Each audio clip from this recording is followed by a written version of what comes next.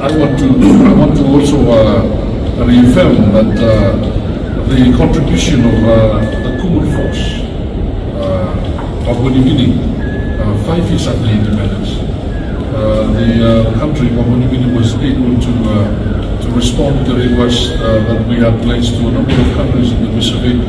Papua New Guinea, through late Sir Julius Chan, dispatched the Kumul force to Vanuatu, and they were able to quell the rebellion, which would otherwise have been, of course, a lot of division, in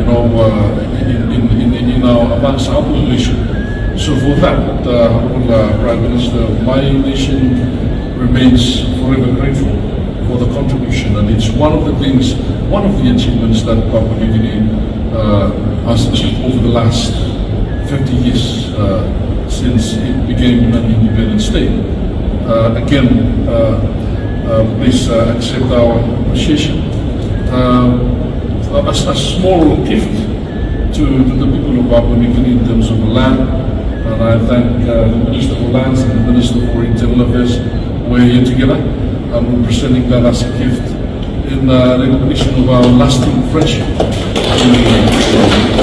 The state of Papua New Guinea, to say that you have a place in Vanuatu, and we are providing a land space within Port Vila for the House of Papua New Guinea, a friend, a brother, a true friend, to build its embassy there, so that we can continue to maintain the linkage that we have together.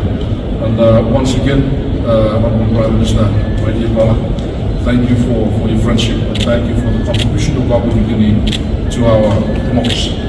Thank you very much.